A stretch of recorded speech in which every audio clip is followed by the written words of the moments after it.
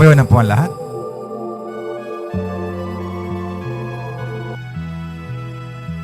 Magalang tayong lahat, si Yesu Kristo'y nabuhay, nanaig sa kamatayan. Alleluia, Alleluia. Panginoon ang naghirap sa tinubos niyang bayan, nagpupuring mga hinihang sayang nagdiriwang. Manggalak tayong lahat, si Yesu Kristo'y nabuhay, nanaig sa kamatayan. Alleluia, Alleluia.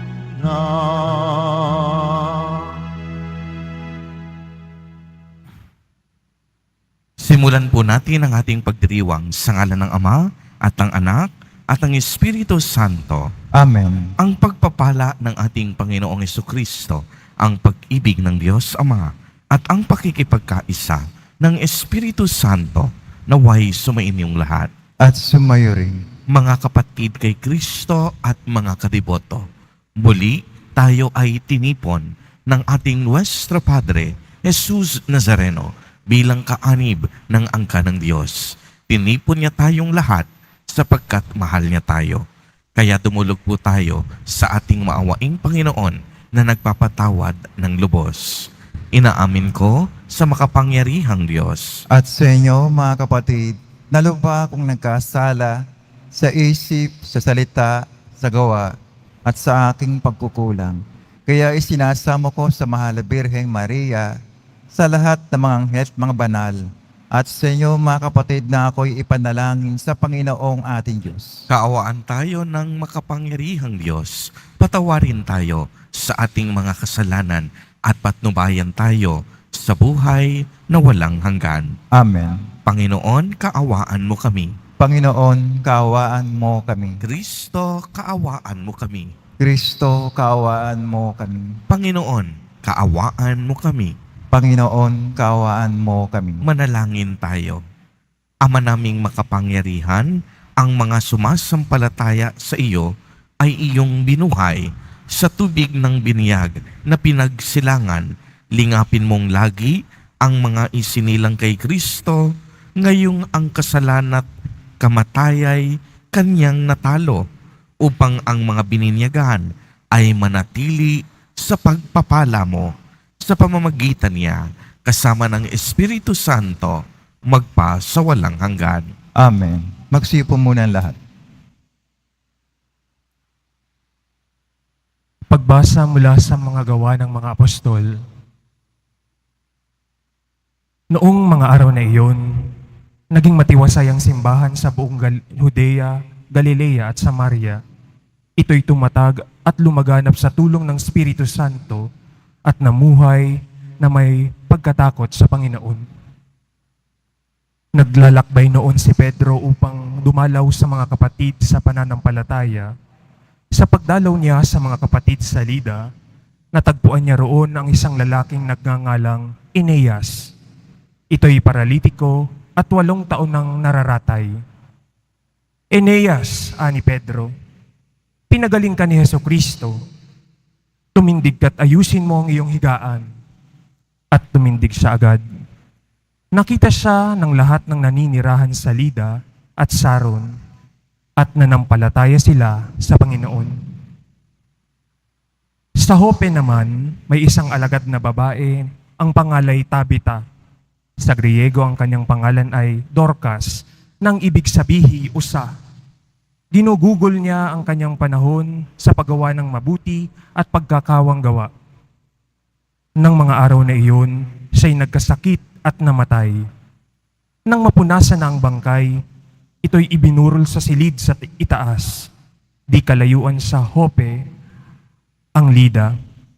Nang mabalitaan ng mga alagad na naroon si Pedro, inutusan nila ang 2 lalaki upang siya'y pakiusapang pumunta agad sa Jope. Sumama naman sa kanila si Pedro. Pagdating doon, dinala siya sa silid sa itaas. Agad lumapit sa kanya ang mga babaeng balo na nananangis at ipinakikita ang mga balabal at mga damit na ginawa ni Dorcas noong ito'y nabubuhay pa. Pinalabas ni Pedro ang lahat. Siya'y lumuhod at nanalangin.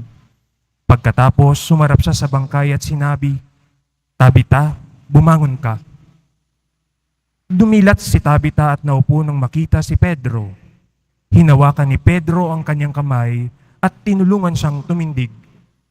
Pagkatapos, tinawag niya ang mga banal at ang mga babaeng balo at iniharap sa kanila si Dorcas na buhay na. Nabalita ito sa buong Jope, kaya't marami ang sumampalataya sa Panginoon. Ang salita ng Diyos. Salamat sa Diyos. Sa lahat ng iyong kaloob, anong aking ihahandog? Sa lahat ng iyong kaloob, anong aking ihahandog? Sa Diyos ko't Panginoon, anong aking ihahandog? Sa lahat ng kabutihan na sa akin ay kaloob, ang handog ko sa dambana ay inumin na masarap bilang aking pagkilala sa ginawang pagliligtas. Sa lahat ng iyong kaloob, anong aking ihahandog? Sa tuwinang magtitipon ng lahat ng kanyang hirang, ang anumang pangako ko ay doon ko ibibigay. Masarap sa kalooban ng puon kung may papanaw. Kahit ito ay iisa, labis siyang magdaramdam. Sa lahat ng iyong kaloob, anong aking ihahandog? Panginoon, naririto akong iyong abang lingkod. Katulad ng aking ina, maglilingkod akong lubos. Yamang ako'y iniligtas, kinalinga at tinubos. Ako ngayoy maghahandog ng haing pasasalamat. Ang handog kong panalangin sa iyo ko ilalagak. Sa lahat ng iyong kaloob, anong aking ihahandog? Tumayo na po ang lahat.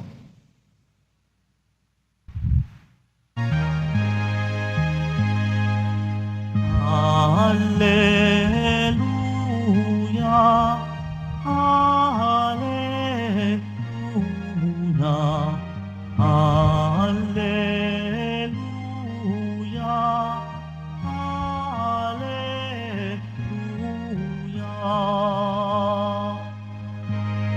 Espiritong buong buhay, ang salita mo may kapal, buhay mo ang tinataglay.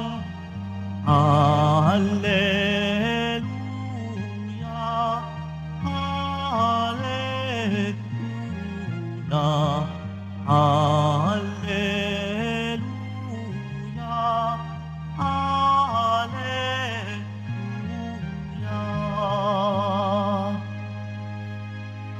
Sumainyo ang Panginoon. At sumayo rin. Ang mabuting balita ng Panginoon ayon kay San Juan. Papuri sa iyo, Panginoon. Noong panahong iyon, marami sa mga alagad ni Jesus ang nagsabi, "Mabigat na pananalita ito. Sino ang makatatanggap nito?" Alam ni Jesus na nagbubulong-bulungan ang kaniyang mga alagad tungkol dito. Kaya't sinabi niya, "Dahil ba rito'y tatalikuran na ninyo ako? Gaano pa kaya kung makita ninyong umaakyat ang anak ng tao sa dati niyang kinaroroonan? Ang Espiritu ang nagbibigay buhay. Hindi ito magagawa ng laman. Ang mga salitang sinasabi ko sa inyo ay Espiritu at buhay. Ngunit may ilan sa inyong hindi nananalig sa akin, sapagkat talastas ni Jesus buhat pa noong una kung sino-sino ang hindi nananalig sa Kanya at kung sino ang magkakanulo sa Kanya. Idinugtong pa niya, "Iyan ang dahilan kaya ko sinabi na walang makalalapit sa akin malibang loobin ito ng Ama."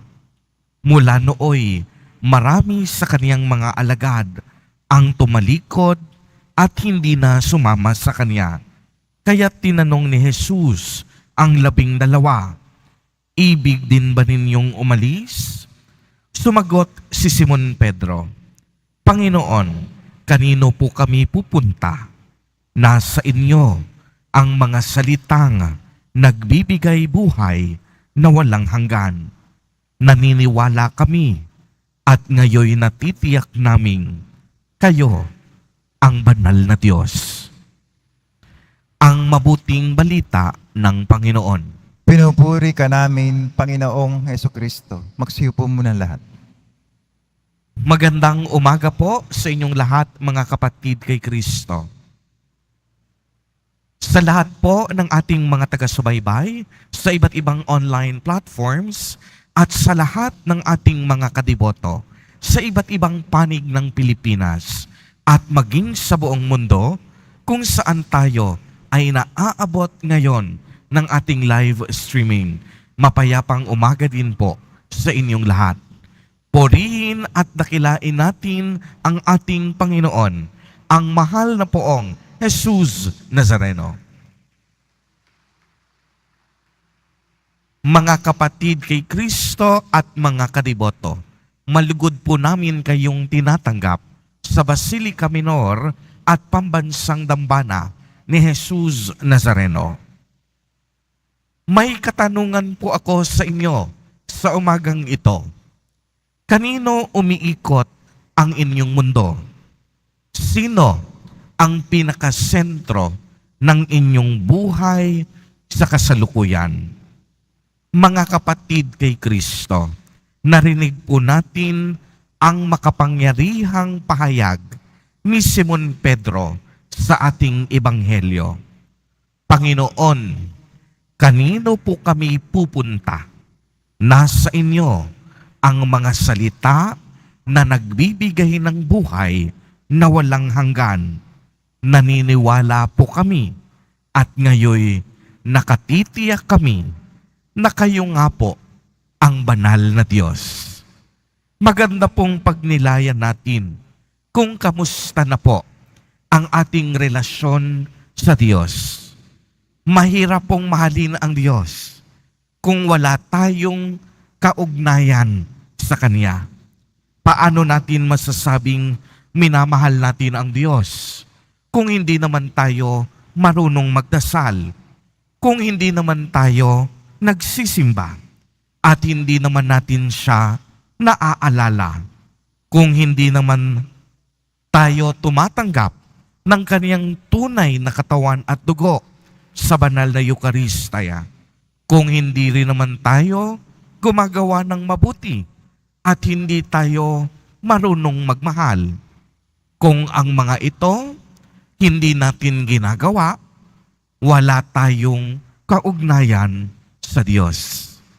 Hindi natin pwedeng sabihin, minamahal natin ang ating Panginoon.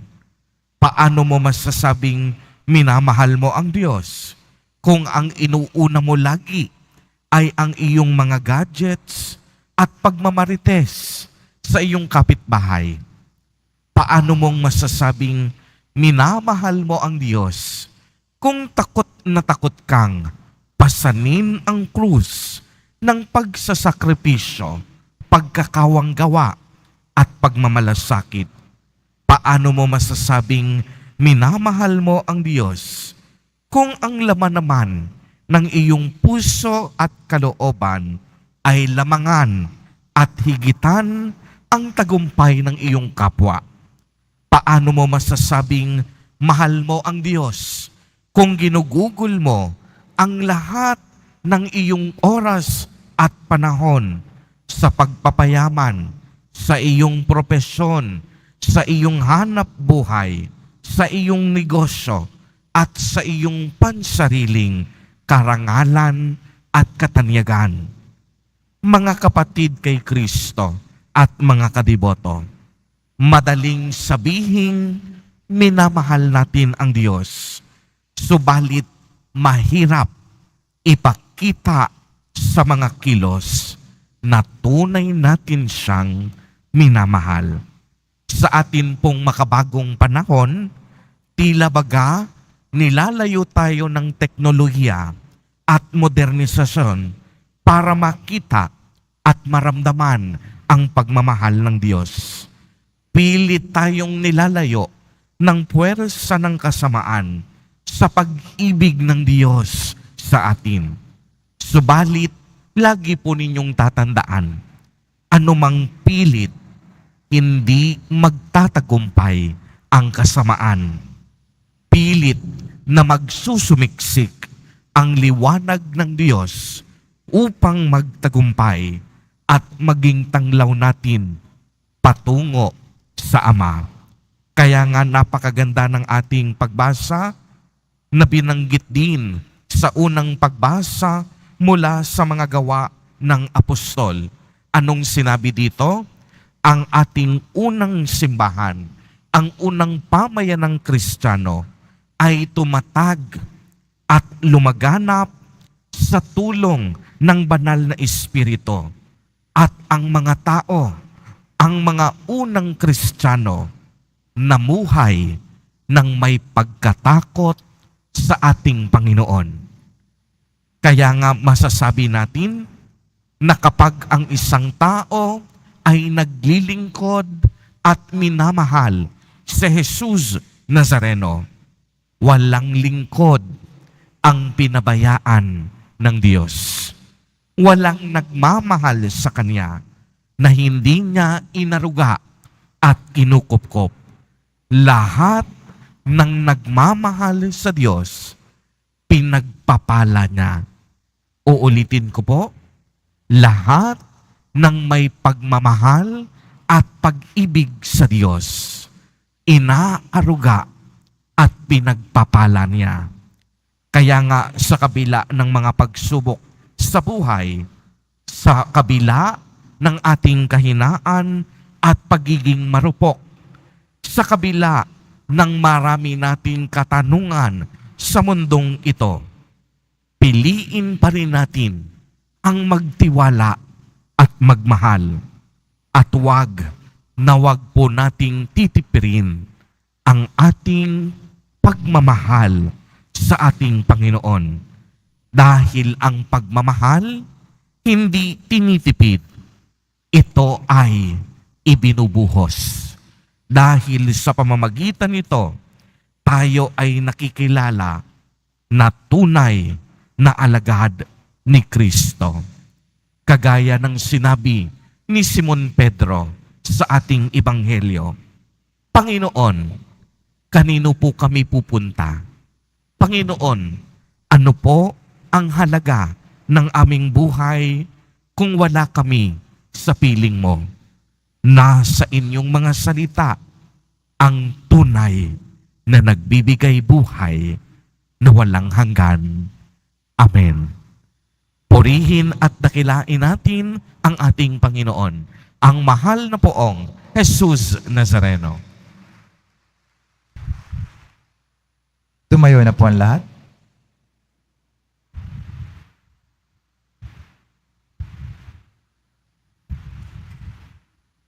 Minamahal kong mga kapatid, inihatid sa atin ni Kristo ang mga salitang nagbibigay ng buhay na walang hanggan at tayo ay sumasampalataya.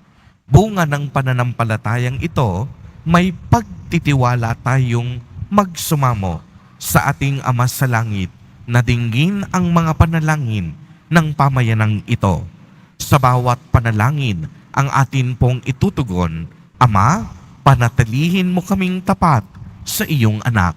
Ama, panatilihin mo kaming tapat sa iyong anak.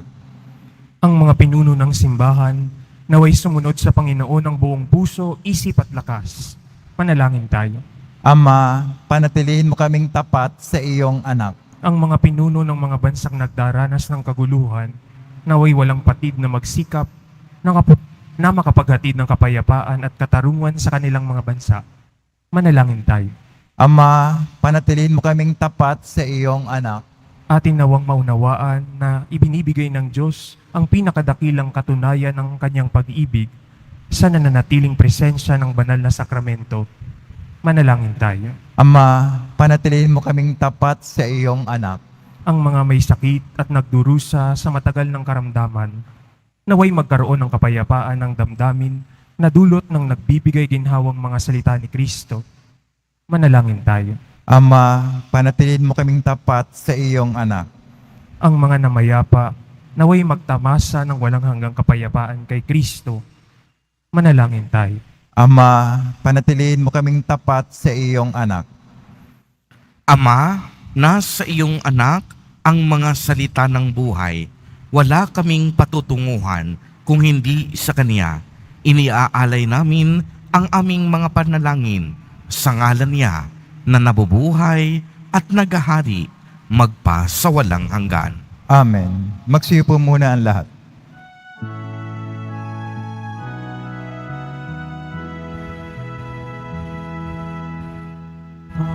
Tanggapin mo, O Panginoon, ang alay ng bayan, nagdiriwang, puhunan mong bigay, ang halang at tinapay, handog ng pagkabuhay.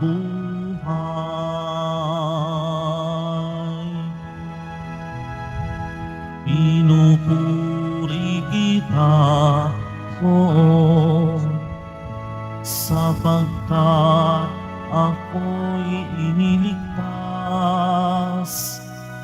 Mga kaaway di makuhang matuwa mula sa libingan. Tanggapin mo, O Panginoon, ang alay ng bayang nagdiriwang, puhunan mong bigay, ang alak at tinapay, handog ng pagkabuhay. Tumayo na po ang lahat. Manalangin kayo mga kapatid upang ang paghahain natin ay kalugdan ng Diyos amang makapangyarihan. Tanggapin nawa ng Panginoon itong paghahain sa iyong mga kamay, sa kapurihan niya at karangalan, sa ating kapakinabangan at sa buong sambayan niyang banal. Ama naming lumikha, tanggapin mo at kalugdan ang mga alay ng iyong angkan upang sa tulong ng iyong paglingap at pagsubaybay, ang bigay mo sa aming puhunan ay hindi masayang sa pamamagitan ni Jesucristo, kasama ng Espiritu Santo, magpa sa walang hanggan. Amen. Sumainyo ang Panginoon. At sumayo rin. Itaas sa Diyos ang inyong puso at diwa. Tinaas na namin sa Panginoon. Pasalamatan natin ang Panginoong ating Diyos. Marapat na siya ay pasalamatan. Ama naming makapangyarihan, tunay ngang marapat na ikaw ay aming pasalamatan.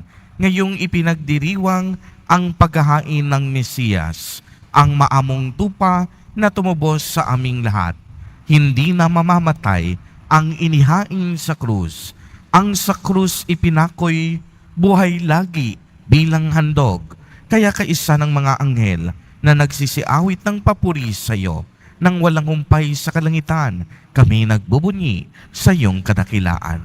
Santo, Santo, Santo, Panginoon Diyos ng mga hukbo, napupuno ang langit at lupa ng kadakilaan mo, o sana sa kaitaasan. Pinagpala na paririto sa ngalan ng Panginoon, o sana sa kaitaasan. Magsilod po ang lahat. Ama naming banal, ikaw ang bukal ng tanang kabanalan. Kaya't sa pamamagitan ng iyong Espiritu, ay gawin mo pong banal ang mga kaloob na ito, upang para sa amin ay maging katawan at dugo ng aming Panginoong Jesucristo. Bago niya pinagtiis ang kusang loob na maging handog, hinawakan niya ang tinapay, pinasalamatan kaniya, pinagati-hati niya iyon, iniabot sa kaniyang mga alagad at sinabi, "Tanggapin ninyong lahat ito at kanin. Ito ang aking katawan na ihahandog para sa inyo."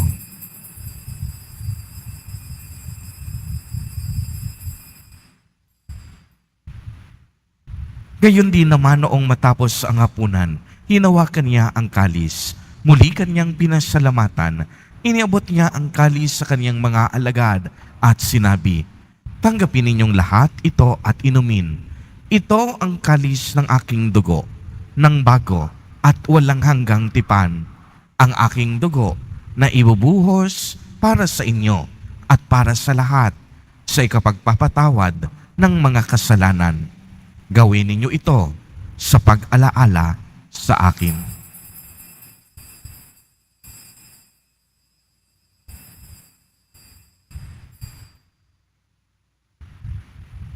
Tumayo na po ang lahat. Ang misteryo ng pananampalataya. Si Kristo'y namatay, si Kristo'y nabuhay, si Kristo'y babalik sa wakas ng panahon.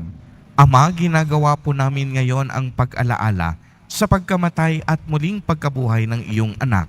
Kaya't iniaalay namin sa iyo ang tinapay na nagbibigay buhay at ang kalis na nagkakaloob ng kaligtasan. Kami po'y nagpapasalamat dahil kami iyong minarapat na tumayo sa harap mo para maglingkod sa iyo. Isinasamo namin na kaming magsasalo-salo sa katawan at dugo ni Kristo ay mabuklod sa pagkakaisa sa pamamagitan ng Espiritu Santo. Ama, lingapin mo po ang iyong simbahang laganap sa buong daigdig.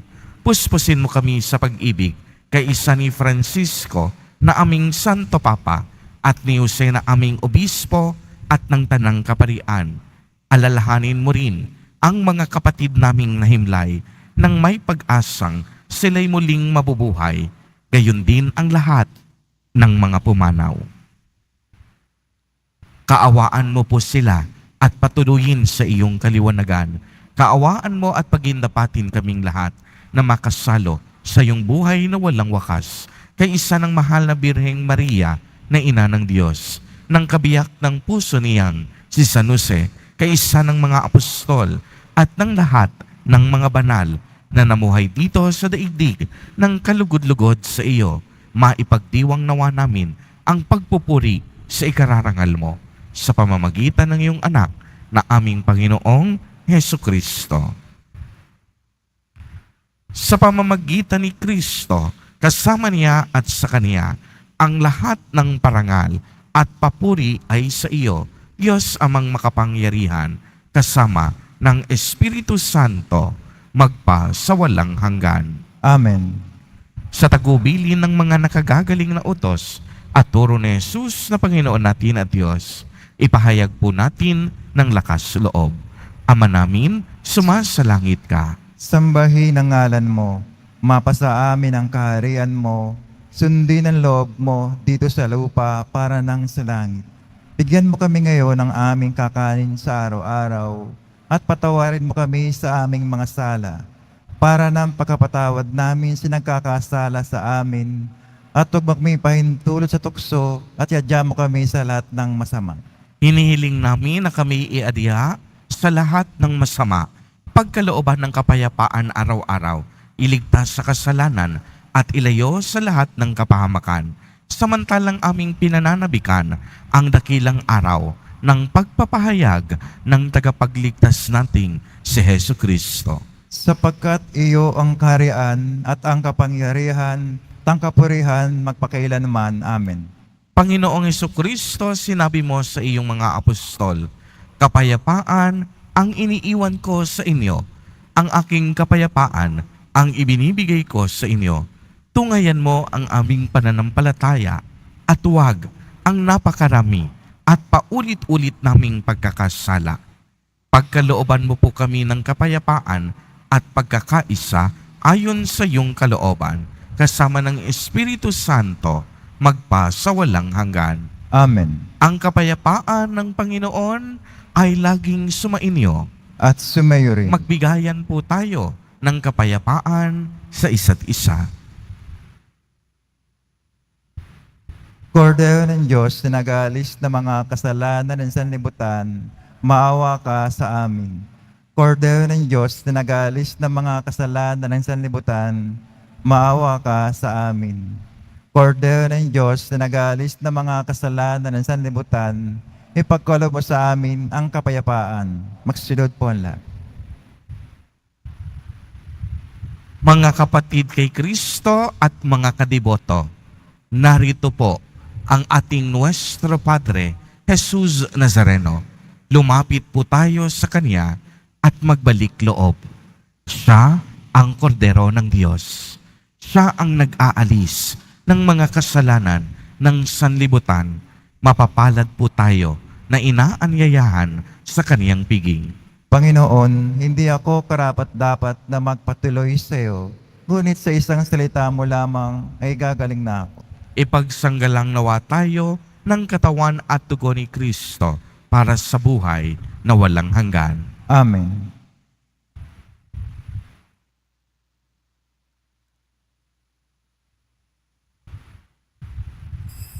Para sa lahat ng tatanggap ng banal na komunyon, sasagot po tayo ng amen pagkasabi ng pare o ng lay minister ng katawan ni Kristo at isubo agad sa bibig bago umalis sa harapan ng pare o lay minister. Sumunod po tayo.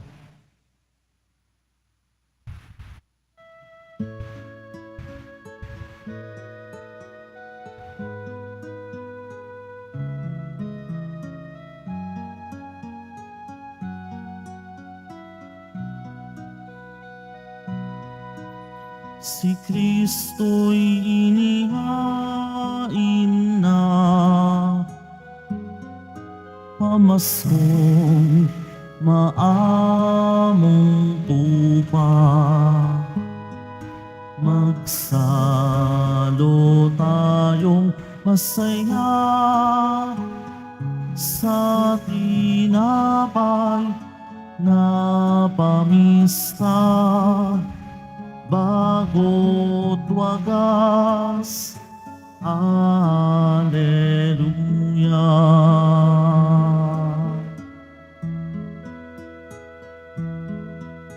Purihin ang Panginoon sa kaniyang kabutihan. Pag-ibig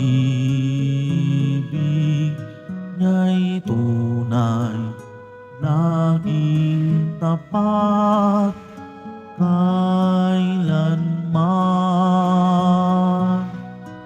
Si Kristo'y inihain na, pamaskong maamong tupa. Magsalo tayong masaya sa tinapay na pamista. Bago't wagas, Alleluia.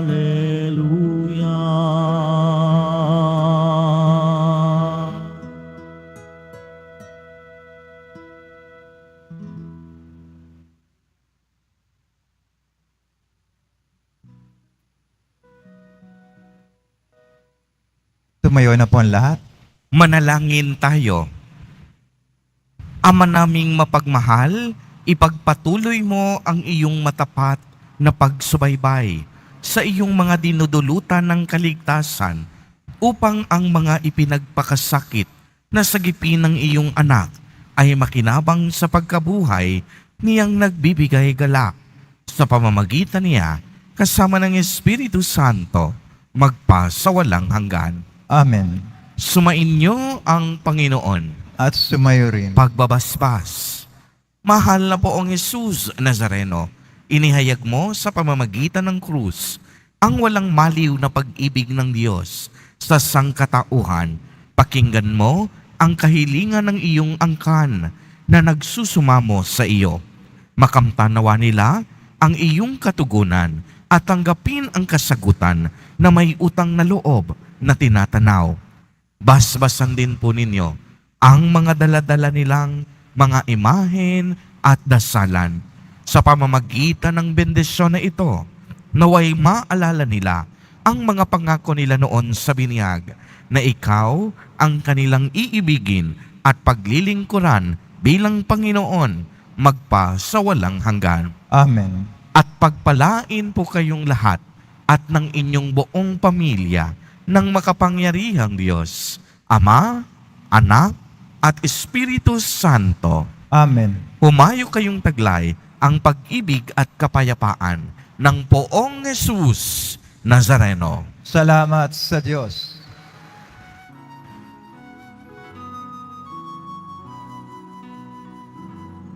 Nuestro Padre Jesus Nazareno, sinasamba ka namin. Pinipintuho ka namin. Aral mo ang aming buhay at kaligtasan. Nuestro Padre Jesus Nazareno, iligtas mo kami sa kasalanan. Ang krus mong kinamatayan ay sagisag ng aming kaligtasan. Nuestro Padre Jesus Nazareno, dinarangal ka namin.